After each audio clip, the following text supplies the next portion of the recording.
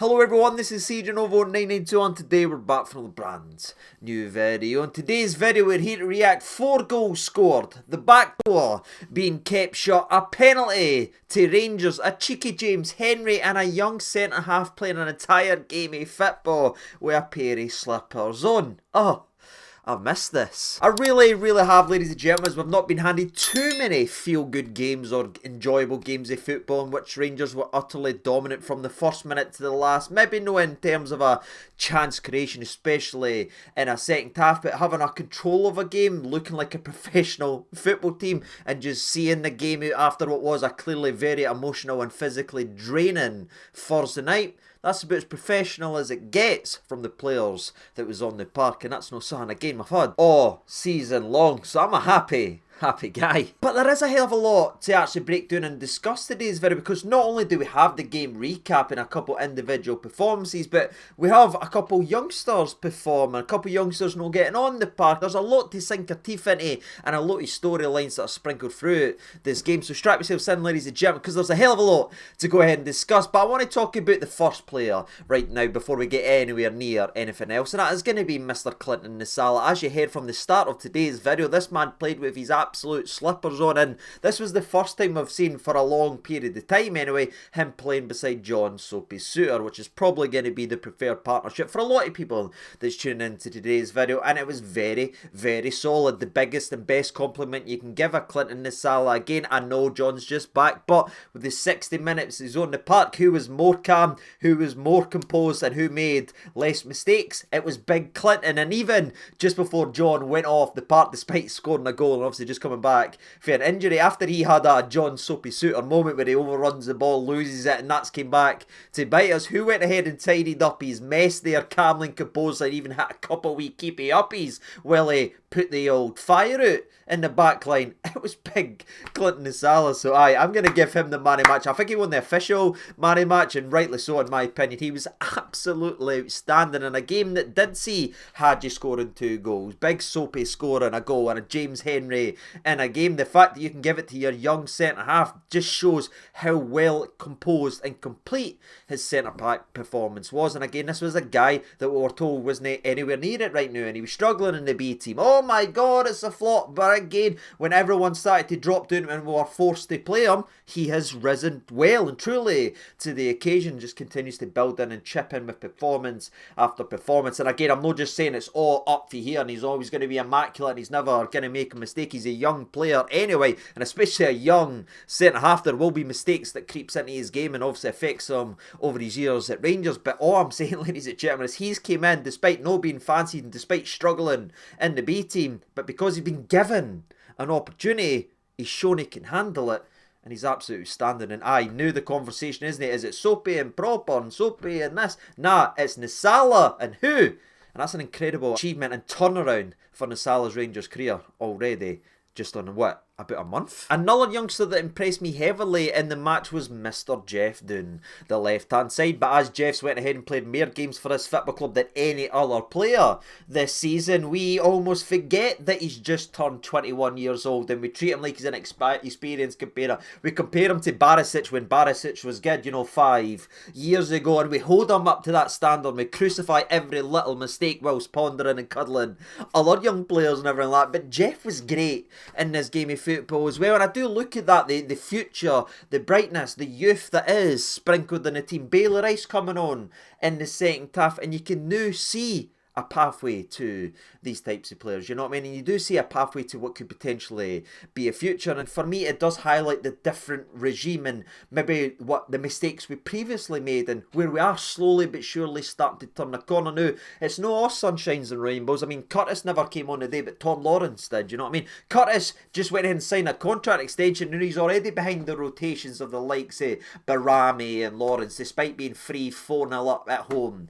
versus Ross County. So it's not a perfect formula and it's no completely fixed, but I do find this a very interesting time when you look at the likes of this game and who impressed. It's young laddies. So I just wanted to mention it because again it feels like the perfect opportunity with all the rumours and rumblings etc of Lovelace. It's an interesting parallel to where we were, to where we are, and where again I feel like we still need to get better. And you're looking at the likes of Bailey Rice, you're looking at these young players, continue to give them game time, because again, we could all be sitting here very, very happy. But speaking of decisions and contract extensions and committing yourself to the football club, that actually gives us the perfect transition to go ahead and get in to this game of football, as another man who has the exact same decision ahead of him that Finlay Curtis had, Zach Lovelace had, was of course our boy Hagi, who has 6 months left to go in his new deal that he negotiated down from wages, taking a pay cut so he can get on the park and play for this football club this frickin' year.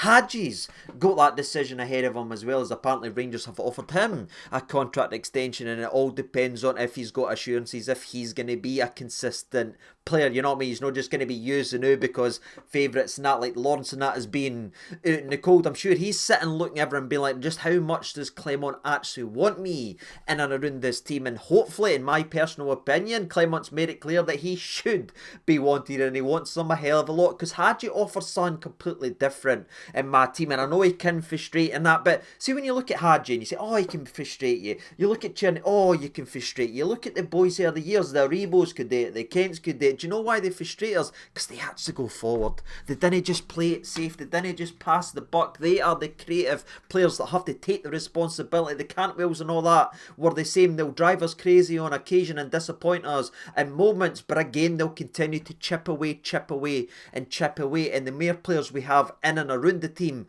like that, with that mentality and that braveness to attack, the more we will score and win these tight games and turn these games where we've dropped points or lost away for him. The more we'll start chipping away and picking up 3 points, and we'll get back to winning ways and hopefully back for the challenging for trophies and league titles. So for me, the likes of Hagi is needed in this football club, and he just underlined it today, you know what I mean, with 2 goals now. They weren't exactly unbelievable or blockbuster goals, but the first string is what Dessers should be doing, you know what I mean? Who's the one that's actually making it in and around that the goalie is going to gamble? Who's the positioning? Who's got the attacking sense? A centre forward stand on his heels again. It's Hagi in and there sniffing out our complete goal scorer's goal, if you will. And aye, the second goal is obviously a very, very lucky deflection, but he banged it in for Braga. So is it lucky or is it consistency? I'll let you be the judge. Either way, he sprinkled his importance to this Rangers team again, because I think we'll all forget the first 50 minutes of this game, man, was boring. You know what I mean? I had none to talk about. It was so slow. It was so pondering, but Hagi started to sprinkle his little bit of magic and started to get the crowd up. And again, when you start to get the crowd up, when you have a Hagi and a Cherny and a team, when a team is gone through the motions like that, if you will, those people will spark it up and get the machine clicking into gear. And I thought both of them played the part, obviously in the first goal with one of them creating it, Nully and scoring it, but even just before that, the minute or two before that, winning us a corner, sparking us, and just getting the crowd up again after the first 10 minutes, which was garbage to watch and very slow and very ponderous. We end up taking the lead, and it's no surprise they're heavily involved. But it starts with the old lefty, Clinton, Mr. Struggle in the B team, and like gets with the ball at the left foot, hits one on a dime to Cherny, who takes a first touch that Joe Aribo would be proud of, and then Cherny does what Cherny does at best, troops, and that is commit people, drive into the box, gets it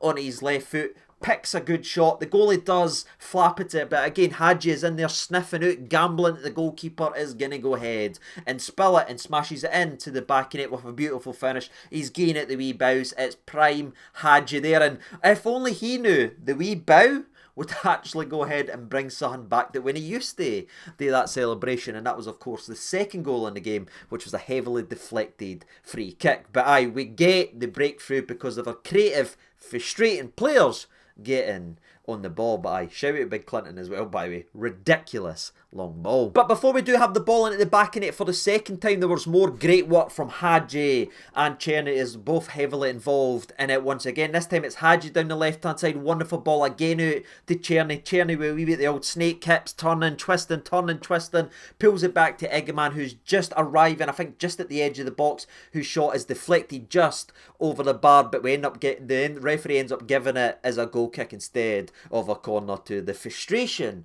of Egeman. But again, that probably summed up his overall performance. And I'm going to hit a wee pause right here as well, because I want to talk to you a wee bit, son, as well. And probably continuing the theme of the young players and developing them and playing them and getting them in the right position. Egeman, again, is doing more of a selfless role over the last couple of weeks as his goals has dried up. Again, he played left wing versus USG, had to do a defending, tired later on. And this time he was sacrificed from his attacking forward runs that were up and cooking, that won him the Premiership Player of the Month last year, just behind Dessers to link up the play and get on the ball and try and help out in the middle of the park, which clearly isn't best suited to his game, but it is a role he is capable of doing because he's a very talented player. But I don't know, ladies and gentlemen, I didn't love that we're sacrificing him in that role. I feel like it maybe should be reversed, but I get Dessers has been playing great recently. He's having another purple patch. That's what his Rangers career has been built on. Purple patch, barren patch, purple patch, barren patch.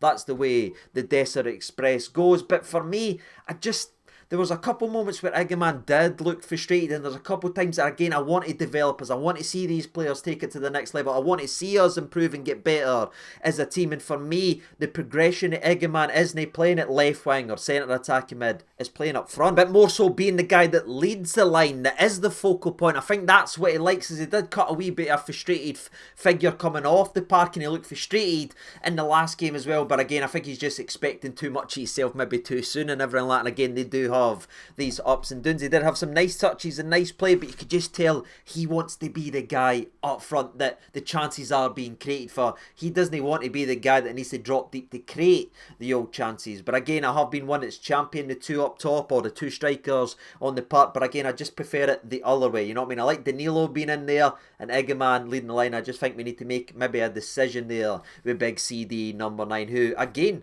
has got some good aspects to his game in terms of passing and holding the ball. So maybe just figuring that out, or just maybe it wasn't a good day for Egeman. I don't know, it just looked a wee bit different to me, and he did look very frustrated when he went off. I think he ended up going down the tunnel a wee bit onto, but he could have been busting for the toilet. You never know. But interesting in what you think about Egeman today, again playing in more of that midfielder role rather than the striker role that he's been excelling in and looking like an absolute player over the previous month. But getting back to the old game recap, and I'm pausing the discussion, we go ahead and dive into the game again. And to be fair, Big CD number 9, who again was leading the line, does very well here as the ball gets played into him, I think, from Hagi again, and the player looks like he's hitting him with a scrum, you know what I mean? I think he's going to drop him. It's like watching the Six Nations last week or yesterday, I should say. He's got him just in a bare hold, but again, Dessers does very well, wins us a very dangerous free kick in a very dangerous position. That 50-50, that strength, that hold up ability wasn't Dane a month or two ago, but he's feeling good about himself again. He is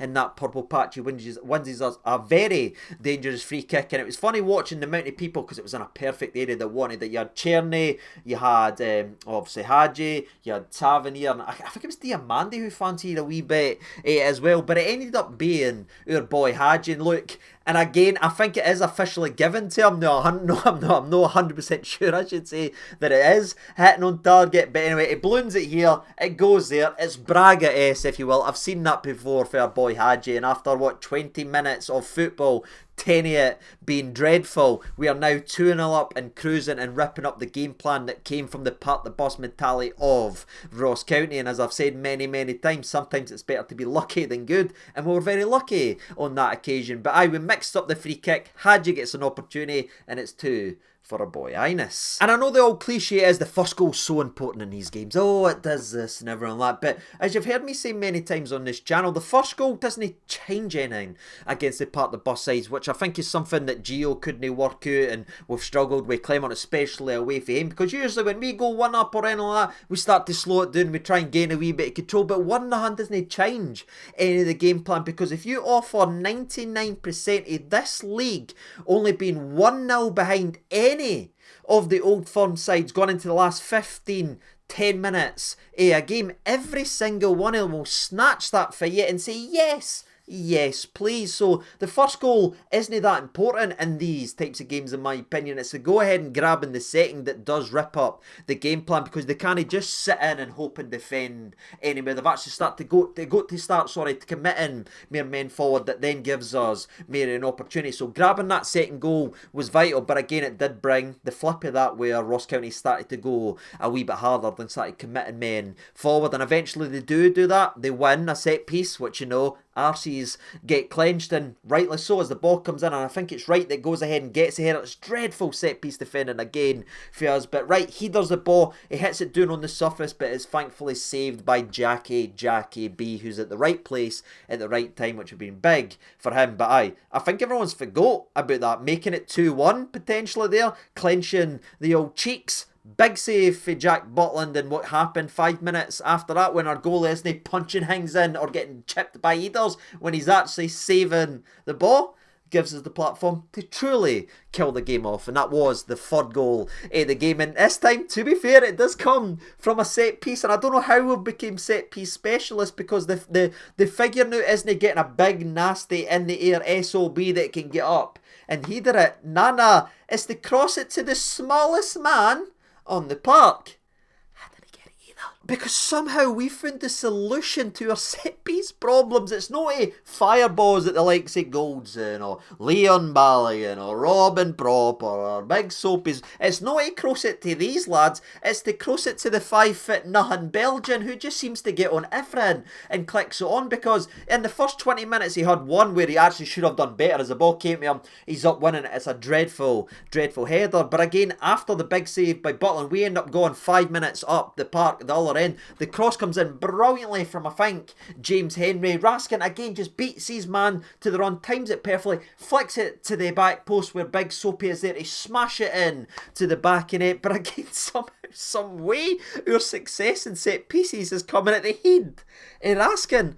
I didn't think many had that. Which, now that I've said it out loud and I've done that wee silly joke, I've actually just been transported to the amount of times I've sat in front of you and said, why on earth is Raskin defending their best aerial threat from defending set pieces? Well, now it makes sense. He's only one that can actually header the football. All joking and that aside, shout out wee Raskin again. Brilliant for me. I love everything about him. As did Jeff down the left-hand side. I don't think we've really mentioned him in terms of the game recap, but he was so positive. His connection with Hadji, when it clicks, is really on it. You know what I mean? Hadji, I think, works well with Jeff, because it worked well with Barami when it was with the bright spark of the season, because Jeff loves bouncing that pass off and then galloping. You know what I mean? Say what you want about him, but he runs all damn day, up and down, and I think that wide 10, if you will, that gets on the ball, then can play it back, works out, because that was the constant outball for us. That's what we tried to hit, that's what we tried to go for. When we aren't getting it to Cherny, it's coming down the left, and Jeffy's fingerprints are sprinkled all the way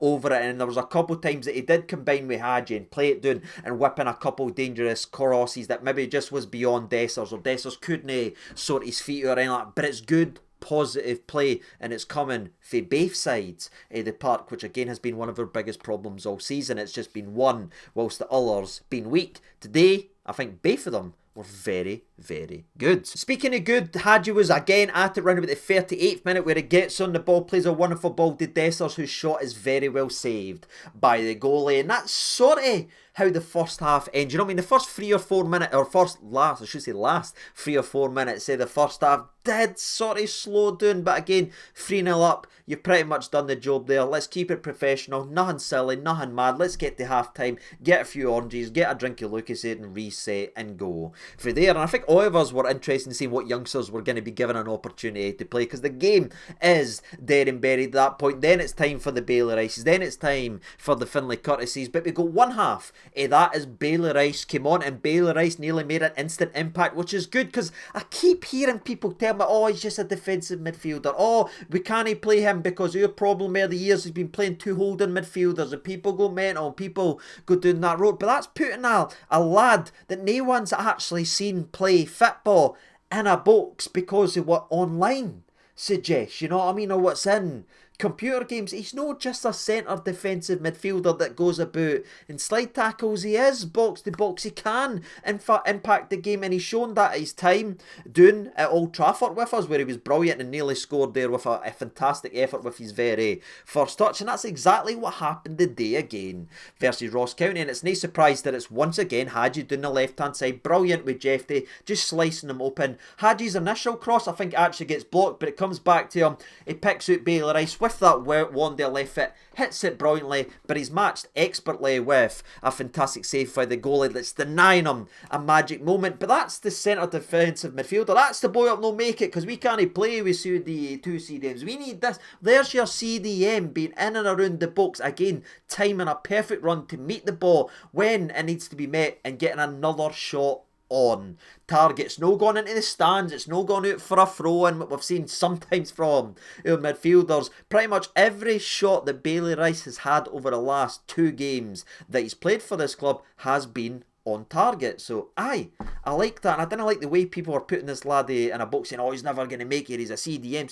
What are we talking about here? Watch the games and see how he plays. So he was so damn impressive. He nearly scored with his first touch and ends up having another shot that wins as a corner kick that does eventually result in a goal that does get chopped off. But very, very promising again for Bailey Rice. And circle around to the start of the video where I talked about us failing maybe Zach Lovelace over the last couple years. Let's not fail a Bailey Rice, because that is somebody right there for us Rangers. Let's develop that talent and let's do what we see other clubs doing before we try and cherry pick them and bring them in to this clubs and need to pay development fees and all that. Our development is right there. The player is ready to play. Our team is on its knees in terms of genuine quality in and around it. Where we are is the season. This has to be a year we look at Bailey Rice and say, aye, let's give him the keys. But getting back on track after the other shot from Bailey Rice, which again is on his left foot after some good play from Czerny picking him out. It does get deflected out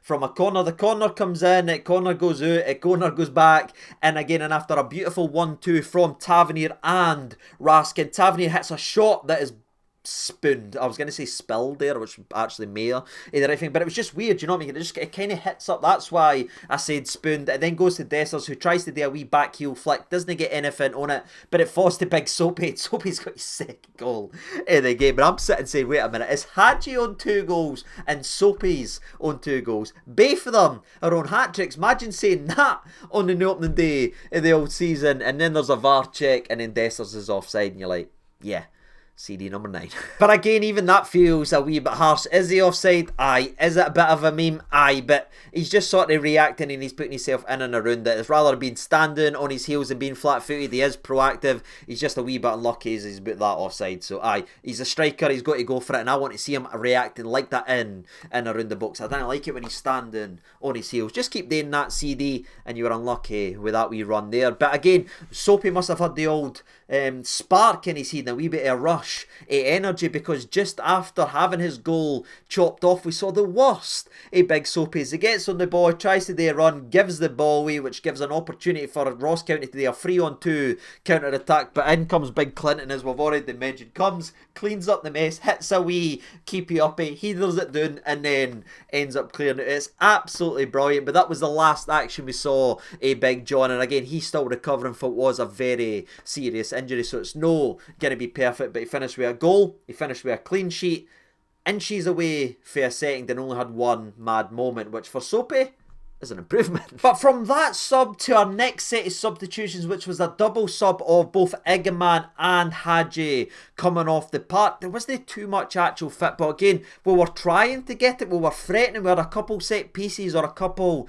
wee crosses, but the tempo wasn't really tuned in as well. I think we were just, I don't know if we were catching our breath or just seeing the game out and again tighten things up and keeping it professional. But it was pass, kind of slowing it down, and then the second set of substitutions happened again. But unfortunately, it wasn't the likes, say, Finlay Curtis or anything that was given an opportunity. It was Barami and Tom Lawrence. And the latter frustrates me a wee bit more because, again, Finlay's just signed that contract extension. He's looked pretty good, but it's Lawrence that comes on the park, and it's one of these, like, I get it, he's just back for injury, he's nursing his way back and everything like that. It's a perfect opportunity to put him in there, but again, I'm no interested in getting a Tom Lawrence fully fit for 3 weeks, ladies and gentlemen. That's just not what this season's about anymore for me. I'm more interested in the development of these players and kicking them on, and every single minute is valuable for these young lads. So that's my only wee slight criticism. I know everyone's getting more of me saying, you know why he's doing it, CJ was injured. I get it, but why are we getting a Tom Lawrence up to speed? Do you know what I mean? What's he going to offer us? Is he going to be a part of the future? No, I want to see the ins that are on the park these days, but that's just it. And I'm one of the guys that actually defend Tom Lawrence's impact when he's actually able to play, but it's that problem, getting him able to play, has been his biggest issue at Rangers, and I'm just sick of it. But you're talking about 10 minutes from that substitution to the moment we went ahead and won the penalty, and you're talking about experienced, creative players. You're talking about Bramy here and Lawrence here. You've got to be better than that, but it wasn't. It was Cherny that eventually won the corner kick, and James Henry whips it in beautifully into the area. CD number 9 tries to head out in the volley, gets absolutely scissored by, you know what I mean? It was like one of the ends, like, take 42. Check. That's the way he just gets absolutely nailed. I'm like, oh my god. But again, I'm so beat down with no getting clear-cut opportunities or clear-cut penalties, I should say. I'm not even expecting it to be a penalty, but the referee does go to it. And what I would say is, I know he gets crunched and everything like that, but I've seen worse challenges on us this season that's no been given a penalty. So even that one, I was sitting looking like, that's actually light compared to what we've no got this season. But if they're ever going to break the duck and give this Rangers team a penalty, it'll be when they're 3-0 up and cruising with 10 minutes to go versus Ross County, and we end up getting the penalty kick and we end up getting a cheeky wee James Henry, which, you know, I love to see, because I didn't like criticising him. I hate being negative to him, but I have to be recently, especially this season. So I take my moments when I can be positive or I can talk about him, because again, I'm a Tav fanboy, as I was called for years. Now I get called for being too critical like that. I just don't know what to do. But it was great to see James Henry tucking it in to the back, and it deserved that goal, his 4th goal of the old season, and that was truly the icing on the top of the cake that wrapped this game up. Ross County never really offered much. You even got to see Nsiala coming off the park and Rafael Fernandez. I was worried if it was going to be Fernandez or Fernandes, because you know the way Bruno's name gets made, but it looks like it's Fernandez. So Fernandez ends up coming on. We see a wee bit about him as well. Again, not much there, as Ross County's heart and soul was ripped for the team, but doing that to the likes of Ross County, which I imagine, oh my god, it was just Ross County or Ross County rotten and that, but we're talking about teams that we struggle with, and teams that we play week in and week out. We should be doing that way, but we've not done it this season. So then we can't then be critical when we go ahead and do it and try to downplay it. Did we rip the heart for Ross County today and rip their belief and spirit? Aye, but that's what this Rangers team should be doing week in and week out, ladies and gentlemen, and that's the first in a wee bit of a while. I love to see it, especially after what was a very emotional Thursday, and I just want to see this continue to build up. Let's keep ripping hearts and souls out of this team, playing teams off the park, ripping up and playing professionally, especially on the ball, with nothing silly and nothing mad. Let's keep continuing to develop these younger players. Let's give them minutes, show them there's a pathway to success at this football club, so we look more appetising to young talented players in and around not only this country but elsewhere as well, because they'll start to say, oh my god, wait, I get to play European football, I get to do this, I get to play in front of that crowd every other week, and I'm getting some minutes. Yeah, that is a premier destination. That is where I want to go. Let's not be the team that, again, guys, break through in the championship at 16, come up, didn't see for 3 years, need to go back down because, again, they've just been failed. Let's not be that anymore. You know what I mean? We've had to really clear the decks this year because of injuries and suspensions and off forms. Egeman's burst on, who wasn't apparently ready to play. Nsiala burst on, who wasn't apparently ready to play. These are two bright sparks of your entire season. That should be something that clicks in and sinks in, that maybe the jump for these young players to the first team with the massive wages we pay a lot of these players aren't as actually as big as we think it is, and some of them can really take to it. I'm not saying every youth player needs to get flung into that starting 11, because they will be great. Sometimes the shirt's too heavy, sometimes the lights are too bright, but having them rot away and B football and reserve football and these guys and playing guys that will never make it, ladies and gentlemen, getting injuries, playing against plumbers week in and week out at the lower stages. This league doesn't do nothing